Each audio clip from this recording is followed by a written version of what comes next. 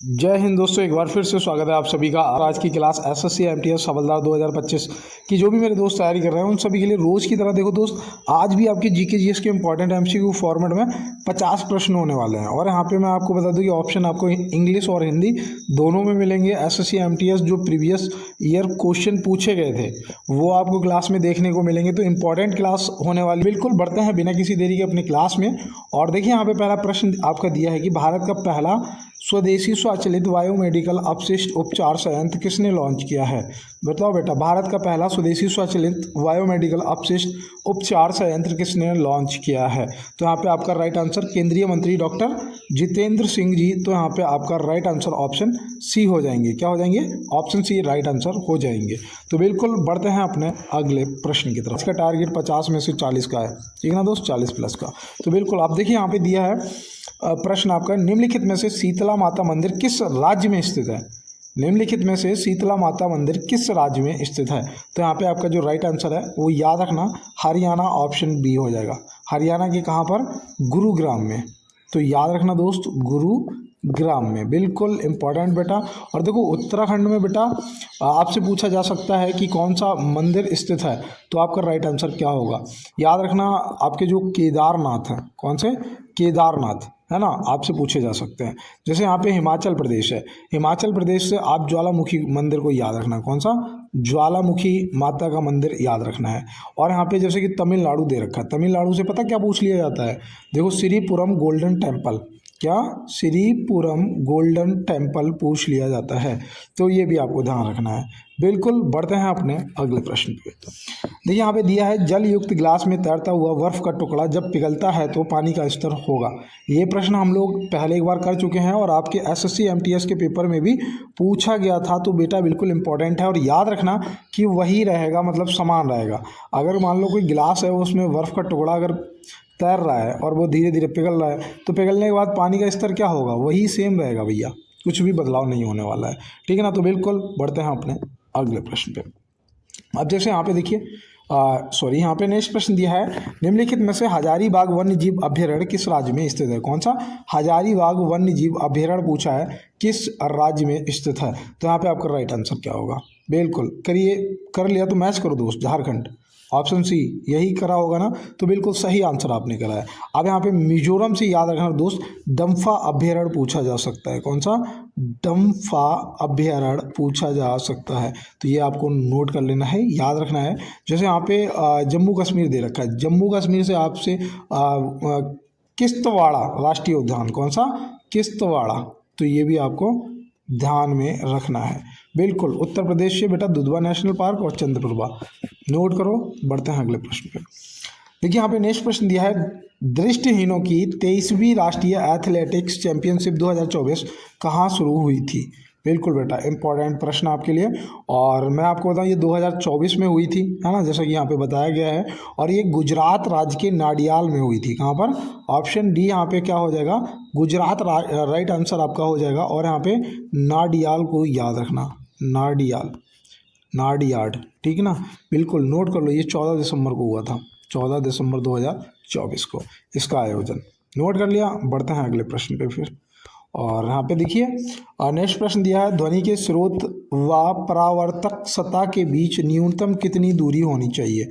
ध्वनि के स्रोत व परावर्तक सतह के बीच न्यूनतम दूरी कितनी होनी चाहिए? कहने का मतलब है कि वक्ता और श्रोता, ऐसे भी पूछ सकता है कि वक्ता और श्रोता, कहने वाला और सुनने वाले के बीच की न्यूनतम दूरी स्पष्ट सुनने के लिए। तो यहाँ पे आप 17.2 मीटर आपका राइट आंसर हो जाएगा। 17.2 मीटर आपका राइट आंसर हो जाएगा, ऑप्शन सी, ठीक है ना। नोट करो, देखो इस प्रश्न का नोट, और इसे बेटा स्क्रीनशॉट ले लेना, साइंस का प्रश्न पूछा जा सकता है।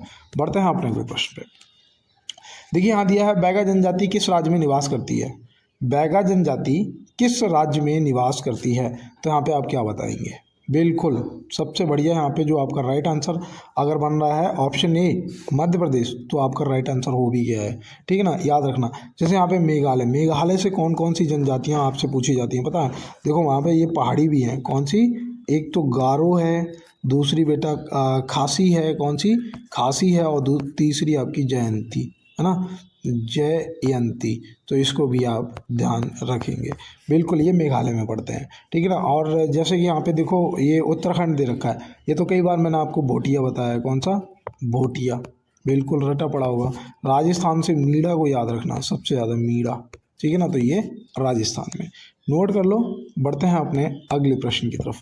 आज थोड़ा सा फीवर है, जिस वजह से मेरा गला भी आपको ऐसा लग रहा होगा कि बंद है ना, तो उसके लिए माफ़ी चाहते हैं और आप लोगों का सहयोग रहेगा, क्योंकि क्लास के इंपॉर्टेंट प्रश्न आपको और आपका जो स्कोर है वो आपको जरूर चेक करना है। अब जैसे यहाँ दिया है, निम्नलिखित में से माउंटबेटन योजना का प्रमुख उद्देश्य क्या था? माउंटबेटन योजना का प्रमुख उद्देश्य क्या था? तो आपको मैं यहाँ पे बताऊँ, अगर आपने भारत का विभाजन लगाया है, ये योजना का जो प्रमुख उद्देश्य था वो था भारत विभाजन। याद रहेगा, नोट कर लो, पूछा जा सकता है। बढ़ते हैं इसके साथ अपने अगले प्रश्न पे। देखिए यहाँ पे दिया है, निम्नलिखित में से यंगप्पा दर्रा किस राज्य में स्थित है? कौन सा? यंगप्पा दर्रा पूछा है, किस राज्य में स्थित है? तो यहाँ पे आपका राइट आंसर क्या होगा? ये देखो, सबसे पूर्वी राज्य जो आपका है, कौन सा? अरुणाचल प्रदेश, ऑप्शन बी यहाँ पे आपका राइट आंसर। यही करा था यंगप्पा दर्रा बेटा, बहुत अच्छे। महाराष्ट्र में बताओ, देखो एक तो थाल घाट है, कौन सा भैया? थाल घाट है, और दूसरा आपको ध्यान रखना है बोर घाट है। कौन सा?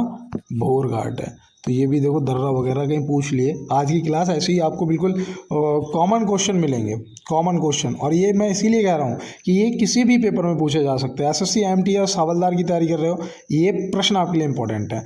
जैसे यहाँ पे उत्तराखंड में आ जाओ, नीति दर्रा है और दूसरा आपका माना दर्रा है ना, तो ये नीति दर्रा माना दर्रा उत्तराखंड चले जाओ, है ना, तो आपको ध्यान रखना है। बिल्कुल, बढ़ते हैं इसके साथ अपने अगले प्रश्न पे।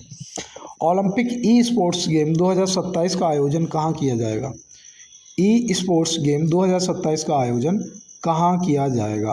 तो आप यहाँ पे क्या बताएंगे? 2027 का बेटा इंपॉर्टेंट प्रश्न आपके लिए, नोट करो। ये रियाद में होगा। रियाद कहाँ पड़ता है? सऊदी अरब में पड़ता है भैया। ऑप्शन बी आपका सऊदी अरब राइट आंसर हो जाएगा, और जगह का नाम रियाद याद रखना। कौन सा? रियाद, ठीक है ना, बिल्कुल नोट करो। बढ़ते हैं अपने अगले प्रश्न की तरफ। देखिए यहाँ दिया है, भौतिकी में चतुर्थ आयाम का परिचय किसने दिया था? भौतिकी में चतुर्थ आयाम का परिचय जो है वो किसने दिया था? बिल्कुल साइंस का प्रश्न मेरे भाई, और कब दिया था? तो यहाँ पे याद रखना, अल्बर्ट आइंस्टीन आपका राइट आंसर हो जाएंगे। क्या हो जाएंगे? ऑप्शन सी, अल्बर्ट आइंस्टीन आपका राइट आंसर हो जाएंगे। और कब दिया था इन्होंने? तो याद रखना भैया, अपने एक प्रयोग में 1905 में दिया था। कब? 1905 में आइंस्टीन ने भौतिकी में चतुर्थ आयाम का परिचय, नोट करो। बिल्कुल, बढ़ते हैं इसके साथ अपने अगले प्रश्न पे। देखिए यहाँ पे दिया है, मांडवी बंदरगाह किस राज्य में स्थित है? कौन सा? मांडवी बंदरगाह पूछा है, किस राज्य में स्थित है? तो यहाँ पे आपका राइट आंसर क्या होगा? बहुत अच्छा प्रश्न है। और यहाँ पे अगर आप गुजरात के साथ में चले गए ना, ऑप्शन बी के साथ में, आपका राइट आंसर बेटा हो जाएगा। याद रहेगा, देखो तमिलनाडु से, ता से तमिल, और जो बंदरगाह है ना वो तूतीकोरिन। कौन सा? तूतीकोरिन बंदरगाह है। तो ये भी आपको ध्यान रखना है। तूतीकोरिन मतलब ता से तूती और ता से तमिल, याद रहेगा तमिलनाडु, ठीक है ना। अब यहाँ पे आंध्र प्रदेश में आ जाओ, यहाँ पे विशाखापत्तनम जगह भी है, विशाखापत्तनम, वो भी याद रखना है बंदरगाह। कोई दिक्कत है? नहीं। अब जैसे यहाँ पे केरल है, केरल में कोच्चि जगह याद रहती होगी, लेकिन कोच्चिन बंदरगाह याद रहता है? नहीं। तो नोट करो, याद रहेगा दोस्त, ठीक है ना। बिल्कुल, इसी के साथ बढ़ते हैं अपने अगले प्रश्न पे। अब जैसे यहाँ पे देखो प्रश्न दिया है आपका, एक मिनट, यहाँ पे देखो प्रश्न दिया है कि भारत का प्रथम उर्वरक कारखाना कहाँ स्थापित किया गया था? भारत का प्रथम उर्वरक कारखाना पूछा है, कहाँ स्थापित किया गया था और कब किया गया था? तो आप यहाँ पे क्या बताएंगे? ये किया गया था सिंदरी, सिंदरी पड़ता है कहाँ पर? झारखंड में। कहाँ पर दोस्त? झारखंड में, ऑप्शन बी। आप जगह का नाम नोट कर लो, सिंदरी। क्या? सिंदरी, ठीक है ना। और कब किया गया था? ये भी देखो प्रश्न बन सकता है भैया, तो बता दो फिर। 1951 में।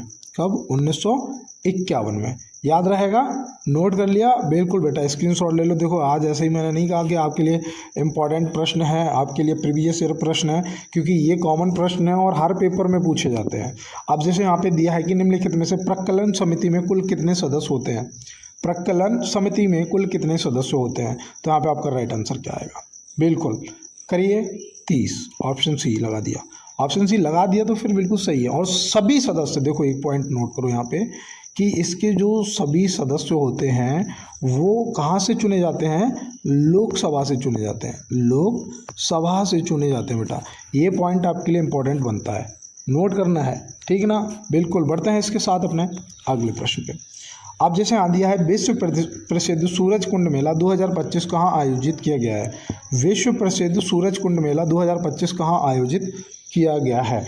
अब सूरज कुंड मेला अगर आपको पता होगा कि ये हरियाणा के फरीदाबाद में लगता है, तो आप तुरंत ऑप्शन सी को टाइप कर देंगे। बताओ बेटा, ये एसएससी जीडी के पेपर में भी पूछा गया था, है ना। और मैं आपको बताऊं ये कब लगा था, तो ये 7 फरवरी से लेके 23 फरवरी तक लगा था। कब? 2025 में, ठीक है ना। तो ये आपको यहाँ पे ध्यान रखना है, नोट कर लो मेरे भाई। पूछा जा सकता है सूरज कुंड मेला, सोनपुर का मेला पूछा जाता है ना, किसके लिए प्रसिद्ध है। और यहाँ पे देखो प्रश्न दिया है कि भारतीय रेलवे का विश्व में कौन सा स्थान है। भारतीय रेलवे का विश्व में कौन सा स्थान है, बहुत अच्छा प्रश्न है, याद रखना। चौथा स्थान है, ऑप्शन डी यहाँ पे क्या हो जाएगा आपका राइट आंसर। पहले नंबर पे कौन आ जाता है, अमेरिका आ जाता है, अगर पता है तो भैया रिवीजन कर लो, है ना। अमेरिका आ जाता है। दूसरे नंबर पे सेकंड पे कौन आता है, तो चाइना आता है, चीन, ठीक है ना। और तीसरे नंबर पे कौन आता है, तो ये आपका रूस आता है। कौन आता है, रूस आता है। तो ये भी आपको ध्यान रखना है। और एशिया की दूसरी सबसे बड़ी है, भारतीय जो है ये एशिया की दूसरी सबसे बड़ी है, ऐसे भी ध्यान रखना है। बिल्कुल, बढ़ते हैं अपने अगले प्रश्न पे। देखिए, और आप भी अपने भाई को देखो थोड़ा सा सपोर्ट जरूर दिखाओ। आप देखते हैं मेरी तबीयत सही नहीं होती है, उसके बाद भी मैं आपको क्लास करवाता हूँ, है ना। तो दोस्त एक लाइक वाला बटन जो है जरूर, ये देखो बिल्कुल फ्री है, लेकिन मेरे लिए बहुत कीमती होता है, दबा दो प्लीज़। और जो भी पहली बार आए हो चैनल को सब्सक्राइब करके नोटिफिकेशन बेल जरूर ऑन करना। कि भारत में सबसे पहले कोलकाता मेट्रो कब चली थी। भारत में सबसे पहले कौन सी मेट्रो चली थी, कोलकाता। ये देखो यहाँ से प्रश्न से पता लगता है।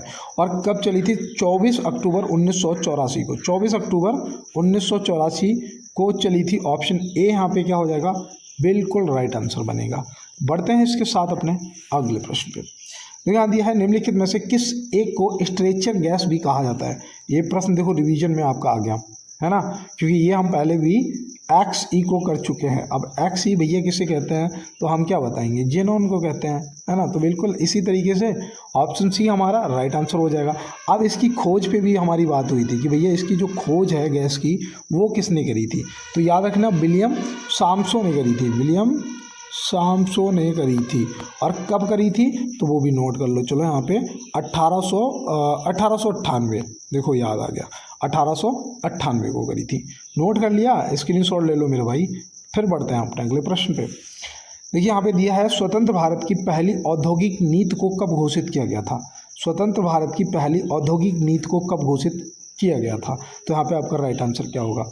बिल्कुल, अगर पता होगा तो आप तुरंत कर देंगे, नहीं तो नोट कर लो, 6 अप्रैल 1948। कब, ऑप्शन सी 6 अप्रैल 1948 आपका क्या हो जाएगा बेटा, बिल्कुल सही जवाब हो जाएगा, याद रहेगा। बढ़ते हैं इसके साथ अपने अगले प्रश्न पे। देखिए यहाँ दिया है, artificial intelligence AI action summit 2025 का आयोजन किस देश में किया गया है। भैया artificial intelligence AI action summit 2025 का आयोजन पूछा गया है, किस देश में किया गया है। तो आपको यहाँ पे मैं आपको बता दूं बेटा, ये फ्रांस के पेरिस में किया गया था। कहाँ पर, फ्रांस के, देश पूछा है तो फ्रांस ही बताएंगे। और इसकी राजधानी याद रखना, पेरिस में किया गया था, है ना। ओलंपिक वगैरह भी यहीं होते हैं, पेरिस में अभी हुआ था, है ना। तो ऐसे आपको ध्यान रखना है। बढ़ते हैं अपने अगले प्रश्न पे। जैसे यहाँ पे देखिए, निम्नलिखित में से मैकमोहन रेखा कब निर्धारित की गई थी। भैया मैकमोहन रेखा जो हमारी है वो किसके साथ में लगती है, चीन के साथ में लगती है, चाइना के साथ में लगती है। तो ये तो हमें पता था भैया। अब हमें ये नहीं पता कि कब निर्धारित की गई थी। तो याद रखना, ये 3 जुलाई 1914 को की गई थी। कब, 3 जुलाई, मैं यहाँ पे लिख दूँ 3 जुलाई, ठीक है ना। तो ये आपको ध्यान में रखना है, 3 जुलाई 1914 को। और रेड क्लिफ जो है वो लगती है पाकिस्तान के साथ में। वो भी पूछ लेता है कि कब निर्धारित की गई थी, तो वो की गई थी 17 अगस्त 1947 को। कब, 17 अगस्त 1947 को, याद रहेगी, रेड क्लिफ और मैकमोहन। पढ़ते हैं अपने अगले प्रश्न पे। जलते हुए बल्ब के तंतु का ताप सामान्यतः कितना होता है। जो बल्ब होता है उसका जो तंतु होता है ना, जिसे क्या बोलते हैं, फिलामेंट बोलते हो, है ना। तो उसका पूछा है, जो टंगस्टन का बना होता है, किसका, टंगस्टन का बना होता है, उसका पूछा है कि टेम्परेचर कितना होता है। 2700 डिग्री सेल्सियस से लेकर 3300 डिग्री सेल्सियस तक आपका लगभग ऑप्शन सी जो यहाँ पे है क्या बनेगा, राइट आंसर बनेगा। आपने भी यही लगाया है। तो पहले तो ये बताओ कि 22 क्वेश्चन हो गए, 20 में से क्या आपका स्कोर 15 आया है? अगर आया तो मज़ा आ रहा है, ठीक है ना। और अगर 10 भी है तो भी बहुत अच्छा स्कोर है। अब बढ़ते हैं यहाँ पे, देखो प्रश्न पे कि 2011 की जनगणना के अनुसार किस केंद्र शासित प्रदेश का लिंगानुपात अधिकतम था?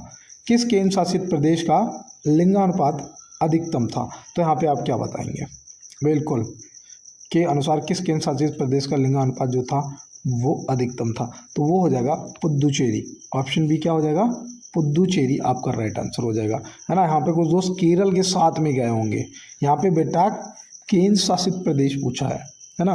केरल तो आप तुरंत बता देंगे कि भैया 1084 था सबसे ज़्यादा, लेकिन यहाँ पे केंद्र शासित जो है आपका पुद्दुचेरी, और पुद्दुचेरी का भैया कितना था? तो याद रखना 1037। कितना था? 1037, मतलब कि 37 महिलाएं एक्स्ट्रा थी, है ना, वहाँ के जो एवरेज के अनुसार, ऐसे याद रखना। और कम जो था वो दमन व दीव का था, केंद्र शासित अगर पूछा जाएगा कितना? 618 महिलाएं थी 1000 पुरुषों पे, तो ऐसे याद रखना। बाद बाकी आपका सबसे कम HR हरियाणा का कितना हो जाएगा? 879, है ना, ऐसे याद करा था, तो ये भी आप ध्यान रखना। बढ़ते हैं अपने अगले प्रश्न पे। अब यहाँ पे दिया है निम्नलिखित में से मिक्की माउस के लेखक कौन है? भैया मिक्की माउस पूछा जा सकता है, वाल्ट डिज्नी और इवाकर्स बोल सकते हैं, या फिर यहाँ पे इनको यूवी बोल सकते हैं, यूवी, है ना, यूवी जैसे यहाँ पे लिखा है, ये यूवी भी हिंदी में लिखा हुआ मिल सकता है, ठीक है ना। तो यहाँ पे ऑप्शन डी जो है आपका क्या होगा? Right answer. और ये पुस्तक जो है ये इन्होंने कब लिखी थी ऐसे बोल सकते हैं? तो 1928 में, ये भी आपको ध्यान रखना है, ठीक है ना। बिल्कुल, चित्रा सुब्रामण्यम से याद रखना, इंडिया इज फॉर सेल। क्या? इंडिया इज फॉर सेल, ये भी आपको ध्यान में रखना है, पूछा जा सकता है दोस्त। दोनों पुस्तकें आपके लिए इंपॉर्टेंट हैं, नोट करो। कर लिया? बढ़ते हैं फिर अगले प्रश्न पे। तो यहाँ पे आधी क्लास होने जा रही है, और यहाँ पे प्रश्न दिया है कि north east investment road show का उद्घाटन किसने किया है? North east investment road show का उद्घाटन किसने किया है? बताओ दोस्त। ये भी देखो 2025 के करंट से ही प्रश्न आपका होगा, और यहाँ पे राइट आंसर जो है वो याद रखना, ज्योतिराव सिंधिया जी, ऑप्शन सी यहाँ पे आपका राइट आंसर हो जाएंगे। और कहाँ पर किया था बेटा ये?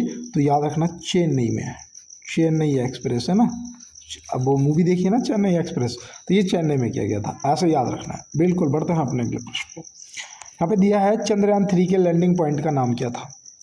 ये तो बहुत ही पूछ लिया है ना, लेकिन अगर हमें पता होगा ना कि ये कब लैंड हुआ था, पॉइंट का नाम क्या था, हम तभी जवाब कर पाएंगे। कि शिव शक्ति, भैया ऑप्शन बी लगा दो तो हमारा राइट आंसर हो जाएगा, है ना। शिव शक्ति लगा दो तो क्या हो जाएगा? राइट आंसर हो जाएगा। अब यहाँ से कुछ प्रश्न बन सकते हैं कि भैया जो लैंडर था उसका एक बार नाम बता दो तो मज़ा आ जाए, है ना। तो मैं बिल्कुल आपको बताऊँगा, विक्रम। क्या था? विक्रम था। और अगर यहीं पे आपसे रोवर का नाम भैया अगर बता दोगे तो और मज़ा आ जाएगा। क्या? रोवर का नाम। अगर आपको भी पता है ना तो आप भी प्रज्ञान तुरंत टाइप कर दो कमेंट बॉक्स में, प्रज्ञान, ठीक है ना। इसकी लॉन्च तिथि जो थी, कब लॉन्च हुआ था भैया, ये देखो इंपॉर्टेंट है। आज यहाँ पे इससे जो पॉइंट बन सकते हैं वो सभी बात करेंगे कन्फर्म, कि 14 जुलाई 2023 को, है ना, 2023 को ये लॉन्च हुआ था, और लैंड हुआ था 23 अगस्त को, 23 अगस्त 2023 को, याद रहेगा। बिल्कुल, बढ़ते हैं आप फिर अपने अगले प्रश्न पे। अब जैसे यहाँ पे दिया है कि किस दशक में जनसंख्या वृद्धि दर ऋणात्मक रही थी? ये भैया एक प्रश्न रिवीजन के लिए डाल दिया मैंने, है ना, पुराना प्रश्न है, आप सभी को पता है कि 1911 से लेके 1921 हो जाएगा। अब जैसे यहाँ दिया है कि निम्नलिखित में से फल पकाने के लिए सहायक होता है, फल पकाने के लिए सहायक होता है, तो वो होता है भैया एथिलीन गैस। कौन सी? ऑप्शन सी क्या हो जाएगा? एथिलीन गैस आपका हो जाएगा सही जवाब। ऑप्शन सी आपको क्या ध्यान रखना है। बिल्कुल, बढ़ते हैं इसके साथ अपने अगले प्रश्न पे। अब यहाँ पे दिया है नीति आयोग के प्रथम उपाध्यक्ष कौन है? किसके? नीति आयोग के प्रथम उपाध्यक्ष कौन है? तो आप यहाँ पे क्या बताएंगे? बिल्कुल, अरविंद पनगड़िया जी, ऑप्शन ए यहाँ पे क्या हो जाएंगे? बिल्कुल। और देखो नीति आयोग के जो अध्यक्ष होते हैं वो हमेशा याद रखना भारत के प्रधानमंत्री होते हैं। देखो योजना आयोग आया था, फिर नीति आयोग आया। नीति आयोग कब आया भैया? तो याद रखना योजना आयोग की जगह पे 1 जनवरी, बिल्कुल रटा पड़ा है, 2015 को, है ना। तो ऐसे आपको ध्यान रखना है। बिल्कुल, बढ़ते हैं इसके साथ अपने अगले प्रश्न पे। देखिए यहाँ पे नेक्स्ट प्रश्न दिया है, कौटिल्य ने अर्थशास्त्र को किस भाषा में लिखा था? कौटिल्य ने अर्थशास्त्र को किस भाषा में, ये आपके लिए एक प्रश्न SW रहेगा। ये कल की जो क्लास 4 है उसका प्रश्न है, और वो क्लास आपको लास्ट में यहाँ पे लगी हुई भी मिल जाएगी, वहाँ से भी आप इसी तरीके से देख सकते हैं। आप जैसे यहाँ पे आपका जवाब आएगा कमेंट बॉक्स में। वो बढ़ते हैं अपने अगले प्रश्न पे। तो यहाँ पे दिया है किस अनुच्छेद में सिख समुदाय के लोगों को कृपाण धारण करने का अधिकार दिया गया है। सिख समुदाय के लोगों को कृपाण धारण, जो वो चाकू जैसा होता है ना, वो कृपाण, वो ऐसे करके लगा होता है कमर में, है ना, तो ये भैया धारण करने का जो उन्हें अधिकार है वो संविधान के अनुच्छेद 25 के खंड का में दिया गया है। तो यहाँ पे अनुच्छेद 25 दे रखा है, हम सीधा बता सकते हैं कि ऑप्शन ए भैया हमारा क्या हो जाएगा, राइट आंसर हो जाएगा। ये अनुच्छेद 27 जो है ये भी इम्पोर्टेंट है कि धार्मिक धन पर कर नहीं, मतलब कि टैक्स नहीं लगेगा, याद रहेगा। अनुच्छेद 21 तो पता ही होगा, संपत्ति के अधिकार को हटा दिया गया था, संवैधानिक अधिकार बना दिया, और संवैधानिक उपचारों का अधिकार जो है वो अनुच्छेद 32 में दिया गया है। देखो तबीयत सही नहीं होती ना तो ऐसा मिस्टेक होता है, है ना, कई बार क्या होता है कि याद होता है फिर भी दिमाग में नहीं आता, एकदम कहने का मतलब है कि बॉडी एक्टिव नहीं होती है ना। अब जैसे यहाँ पे देखो दिया है कि निम्नलिखित में से विक्टोरिया जलप्रपात किस नदी पर स्थित है। कौन सा, विक्टोरिया जलप्रपात पूछा है, विक्टोरिया जलप्रपात, याद रखना बेटा, जाम्बेजी नदी, किस पे, जाम्बेजी नदी, आपका राइट आंसर आ गया होगा। अब यहाँ पे हम समझ लेते हैं कि ये कौन सी लोकेशन पे है, तो ये अफ्रीका में जिम्बाब्वे की सीमा पर है, किस पे, जिम्बाब्वे की सीमा पर स्थित है। तो ऐसे आपको ध्यान रखना, कहाँ पर, अफ्रीका में, बिल्कुल नोट कर लो मेरे भैया। अब जिम्बाब्वे में एक करीबा बांध और है, कौन सा, देखो जब बात आ गई जिम्बाब्वे की तो यहाँ पे पूरा ही समझ लें, कौन सा, करीबा बांध, याद रहेगा, बिल्कुल। बढ़ते हैं अपने अगले प्रश्न पे। अब यहाँ पे दिया है किस संविधान संशोधन द्वारा गोवा को भारतीय संघ में सम्मिलित किया गया था। किस संविधान संशोधन द्वारा गोवा को भारतीय संघ में सम्मिलित किया गया था। तो यहाँ पे आपका राइट आंसर क्या होगा, बहुत अच्छा प्रश्न है आपका। देखो याद रखना, वो संशोधन हुआ था 12वां। देखो आपके पेपर में संविधान के संशोधन पूछे जाएंगे भाई, SSC का कोई भी पेपर हो संविधान से प्रश्न आने होते हैं। अब ये कब हुआ था तो आप सभी को पता है, अधिकार हुआ था हमारा 1962 में, है ना। और इसके साथ में एक और याद रखना, दमन व दीव, दमन व दीव भी आपसे पूछा जा सकता, तो इसके लिए भी सेम यही है, ठीक है ना, संशोधन और साल। अब यहाँ पे दादर व नगर हवेली के लिए याद रखना 10वां संविधान संशोधन हुआ था, किसके लिए, दादर और नगर हवेली के लिए। तो ये भी आपको याद रखना 1961 में, है ना, ये 1961 में 10वां, और 12वां 1962 में, याद रहेगा, बहुत सुंदर। बढ़ते हैं अपने अगले प्रश्न पे। अब जैसे यहाँ पे दिया है, यदि आँख का लेंस अपारदर्शी हो जाए तो आँख में कौन सा रोग होता है। अगर किसी को आँख, ये पता है ये बुढ़े लोगों में ज़्यादा होता है ना, याद रखना, मोतियाबिंद, क्या होता है, मोतियाबिंद होता है, याद रखना। ऑप्शन बी यहाँ पे क्या हो जाएगा, राइट आंसर आपका हो जाएगा। और कहते हैं दोस्त कि मतलबी ज़माना है, नफ़रत का कहर है, मतलबी ज़माना है, नफ़रत का कहर है, ये दुनिया दिखाती शायद और पिलाती जहर है ना। तो इसीलिए आप ध्यान रखेंगे। और बढ़ते हैं अपने अगले प्रश्न पे। आप भी देखो अपना सपोर्ट जो है खुल के दिखाओ सभी लोग, लाइक वाला बटन, क्योंकि दोस्त बहुत समय हो चुका है मैं आपको प्रॉपर ऐसे क्लासें कराता रहता हूँ, लेकिन मैंने कभी भी आपसे ये नहीं कहा कि भैया आपको लाइक करना ही करना है ना। आप लोग अगर मुझे पसंद करते हो तो अपना फिर सपोर्ट खुल के दिखाओ। और बढ़ते हैं अपने क्लास में। तो यहाँ दिया है कि किस राज्य के मुख्यमंत्री ने 38वीं राष्ट्रीय खेलों के लिए लोगोगीत का शुभांकर का उद्घाटन किया था। लोगोगीत और शुभांकर का उद्घाटन किया था, ये कहाँ पर हुए थे, हम सभी को पता भैया, उत्तराखंड में हुए थे। तो भैया वहीं के मुख्यमंत्री ने किया होगा, ऑप्शन बी तुरंत लगा दो, है ना। अगर हमें थोड़ा सा भी आइडिया है तो हम राइट आंसर कर सकते हैं। और बढ़ते हैं इसके साथ में अपने अगले प्रश्न पे। तो यहाँ दिया है, किसने कहा था मेरे शरीर पर पड़ी एक एक लाठी अंग्रेजी सरकार के ताबूत में कील का काम करेगी। तो आप यहाँ पे क्या बताएंगे। बिल्कुल बेटा, ये प्रश्न तो आपको पता होना चाहिए, पेपर में आए या फिर ना आए, लेकिन आपको ये प्रश्न पता होना चाहिए कि वो हमारे लाला लाजपत राय जी, ऑप्शन सी का ये वचन था, आप याद रखना। और इन्हें भैया शेर पंजाब के नाम से भी जाना जाता है, शेर पंजाब के नाम से भी जाना जाता है, तो ये भी आपको ध्यान में रखना है। 1928 में इन्होंने कहा था, ठीक है ना, तो बिल्कुल नोट करो। बढ़ते हैं अपने अगले प्रश्न पे। देखिए यहाँ पे दिया है, निम्नलिखित में से बादलों की दिशा एवं गति को मापने वाला यंत्र है। बेटा आपके पेपर में ये प्रश्न पूछा जाएगा, नोट करो इसे। आपका नया जो इसका सही जवाब है वो नेफोस्कोप, ऑप्शन बी हो जाएगा। क्या हो जाएगा, ऑप्शन बी नेफ्रोस्कोप आपका राइट आंसर हो जाएगा। नोट कर लिया, बहुत सुंदर। बढ़ते हैं अपने अगले प्रश्न पे। 2011 जनगणना के अनुसार न्यूनतम जनसंख्या घनत्व में दूसरे स्थान पर कौन सा राज्य है? 2011 जनगणना के अनुसार न्यूनतम जनसंख्या घनत्व में दूसरे स्थान पर कौन सा राज्य है? तो यहाँ पे आपका राइट आंसर क्या आएगा? बिल्कुल बेटा मिजोरम हो जाएगा। सबसे कम देखो न्यूनतम जनसंख्या घनत्व में दूसरे स्थान पे पूछा था, पहले पे आपका अरुणाचल प्रदेश आ जाएगा। कितने यहाँ पे 17 व्यक्ति जो है पर किलोमीटर में। अब यहाँ पे जैसे मिजोरम में आ जाओ तो यहाँ पे 42 ही व्यक्ति हैं, है ना। ऐसे आपको ध्यान रखना है। सिक्किम जो है आपका तीसरे नंबर पे आ जाएगा, बिल्कुल कितना 76 व्यक्ति के लगभग, है ना। तो ऐसे आपको ध्यान रखना है। इसे देखो स्क्रीनशॉट ले लेना। बिल्कुल बेटा होम ट्यूशन की तरह हम लोग क्लास को करते हैं और आप लोगों से मैं हमेशा ये उम्मीद रखता हूँ कि आप लोग थोड़ा सा शेयर वाला जो बटन है वो ज़रूर दबा देंगे, है ना, क्योंकि ये आपका सपोर्ट है और यहाँ से पता लगता है कि मैं आपको समझा पा रहा हूँ या नहीं समझा पा रहा हूँ। अब जैसे यहाँ पे दिया है, प्रश्न पे चलते हैं कि हेपेटाइटिस रोग में मनुष्य का कौन सा अंग प्रभावित होता है? हेपेटाइटिस अगर रोग हो जाए तो भैया ये कौन से अंग को दिक्कत करता है? यकृत को करता है। यकृत मतलब लीवर, है ना। तो यहाँ पे ऑप्शन ए आपका क्या हो जाएगा? राइट आंसर हो जाएगा। नोट करना साइंस का प्रश्न। और बढ़ते हैं इसके साथ अपने अगले प्रश्न पे। अब यहाँ पे दिया है निम्नलिखित में से सशस्त्र सीमा बल का स्थापना वर्ष क्या है? सशस्त्र सीमा बल SSB, किसका? SSB का पूछा है स्थापना वर्ष। 20 सितंबर 1963 को इसका स्थापना हुआ था। कब? 20 सितंबर। मैं यहाँ पे लिख देता हूँ 20 दिसंबर था, माफ़ी चाहते हैं, 20 दिसंबर को, ठीक है ना। बिल्कुल देखो अभी मिस्टेक हो जाता। 1962, देखो मिस्टेक हुआ तो मैं आप जरूर बताऊंगा। 24 अक्टूबर 1962 को ITBP का हुआ था। किसका? ITBP का। 1965 तो भैया VSF मेरी सबसे फेवरेट है। VSF बॉर्डर सिक्योरिटी फोर्स, है ना। टैंगो चार्ली मूवी देखी है, उसमें VSF का आपको त्याग देखने को मिला होगा कि एक VSF का जवान कितना त्याग करता है ना। और देखोगे एक बार अगर आप वाकई में वर्दी की तारीफ कर रहे हो तो दोस्त आंसू आ जाएंगे, देखना मूवी को। और यहाँ पे देखिए दिया है कि किस देश की सरकार ने माउंट एवरेस्ट सहित कई अन्य पर्वत चोटियों पर अकेले चढ़ाई करने पर रोक लगाई है?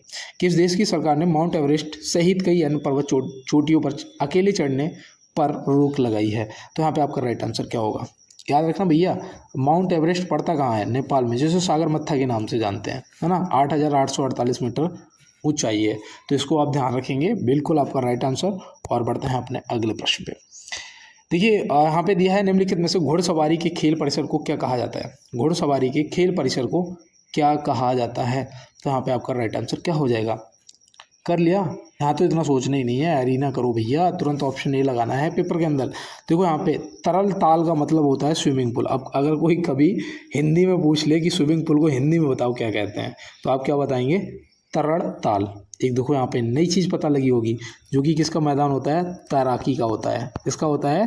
तैराकी का होता है ना। स्विमिंग करनी भैया मुझे नहीं आती है। किस किस को आती है स्विमिंग करना, वो कमेंट बॉक्स में बताओ। एक लाइफ लाइन होती है, पता है, अगर बाई चांस सोचो कहीं बाढ़ आ जाए और फंस जाओ तो जिसे आती स्विमिंग करना वो निकल जाएगा, और नहीं आती वो क्या करेगा, है ना। तो डूबना है। तो इसी तरीके से आप जैसे यहाँ पे देखो ये निशानेबाजी के लिए रेंज एरिया निशानेबाजी है, रिंग ऐसा पंच मारा रिंग से बाहर, है ना। तो याद रखना, बताओ भैया SW रहेगा। रिंग किसे कहते हैं? किसके खेल परिसर को कहते हैं? बढ़ते हैं अगले प्रश्न पे। जैसे यहाँ पे दिया है राज्यपाल जी विधानसभा का विघटन किसकी सलाह पर करते हैं? राज्यपाल जी विधानसभा का विघटन जो है वो किसकी सलाह पर करते हैं? तो भैया देखो राज्यपाल जी अगर हैं तो वो मुख्यमंत्री और मंत्रिपरिषद की सलाह पे ही करेंगे काम, है ना। तो ऑप्शन ए क्या हो जाएगा? राइट आंसर हो जाएगा। याद रहेगा? नोट कर लो भैया। और बढ़ते हैं इसके साथ अपने अगले प्रश्न पे। भोपाल गैस त्रासदी के दौरान कौन सी गैस निकलती है? भोपाल गैस त्रासदी के दौरान कौन सी गैस निकली थी? माफ़ी चाहते हैं, कौन सी गैस निकली थी? तो यहाँ पे आपका राइट आंसर क्या होगा?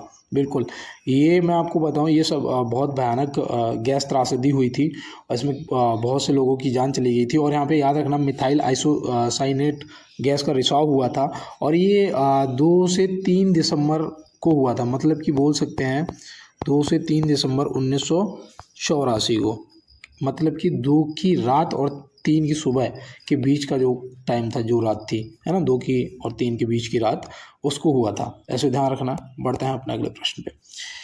देखिए यहाँ पे दिया है ओलंपिक खेलों में महिलाओं की भागीदारी सर्वप्रथम कब प्रारंभ हुई थी? ओलंपिक खेलों में महिलाओं की भागीदारी सर्वप्रथम कब प्रारंभ हुई थी? तो यहाँ पे आपका राइट आंसर क्या होगा? बहुत अच्छा प्रश्न है। और आप ये याद रखना, पेरिस ओलंपिक हुआ था। कौन सा? पेरिस ओलंपिक हुआ था सन 1900 में। कब हुआ था दोस्त? सन 1900 में। ऑप्शन ए यहाँ पे क्या हो जाएगा? राइट आंसर हो जाएगा। बढ़ते हैं इसके साथ अपने अगले प्रश्न पे। देखिए दोस्त, यहाँ पे नेक्स्ट प्रश्न दिया है कि निम्नलिखित में से तत्वबोधिनी सभा के संस्थापक कौन थे? किसके? तत्वबोधिनी सभा के संस्थापक कौन थे? सॉरी, याद रखना, देवेंद्रनाथ टैगोर जी। ऑप्शन डी यहाँ पे क्या हो जाएंगे? बिल्कुल राइट आंसर। इन्होंने इसकी स्थापना जो है, तत्वबोधिनी सभा की स्थापना कब करी थी? तो वो भी याद रखना भैया, 6 अक्टूबर 1839 को करी थी। 6 अक्टूबर 1839 को करी थी। तो ऐसे आपको ध्यान रखना है। एक पूना सार्वजनिक सभा की बात होती है, ये भी प्रश्न आया था आपके पेपर में। पूना सार्वजनिक सभा जो है किसने स्थापना करी थी? तो वो करी थी एम.जी. रानाडे ने। एम.जी. रानाडे ने करी थी।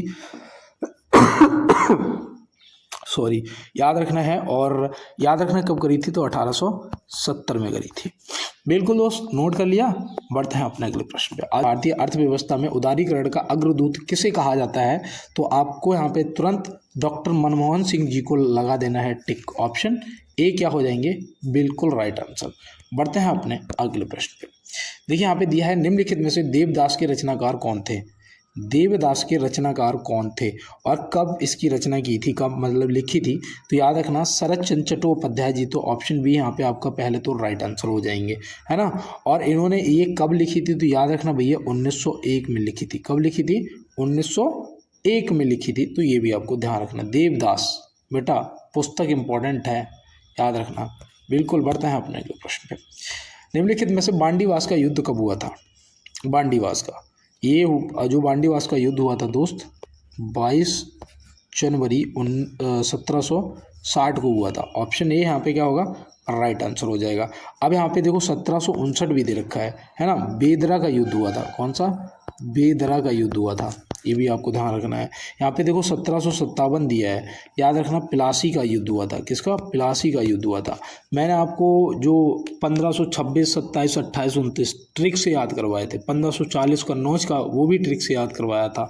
अगर आप मेरी पहले की क्लासों में विजिट कर चुके हैं तो आपको सभी युद्ध बिल्कुल रट चुके होंगे। जैसे यहाँ दिया है कि किस राज्य में बौद्ध स्थल टेबू मठ अवस्थित है? टेबू मठ, मैंने शायद आपको पहले ये प्रश्न नहीं कराया, याद रखना है हिमाचल प्रदेश। ऑप्शन सी आपका क्या हो जाएगा? राइट आंसर हो जाएगा। याद रहेगा, बिल्कुल दोस्त, नोट करो। और कहते हैं कि मैं कड़ी धूप में चलता हूँ इस यकीन के साथ कि मैं जलूंगा तो मेरे घर में उजाले होंगे, है ना। अगर दोस्त देखो मुश्किलें आ रही हैं ना, तो घबराना नहीं है, मुश्किलों से आंख मिलानी है। और कहते हैं कि शिक्षा को समय दो, शिक्षा तुम्हारा दोस्त समय बदल देगी।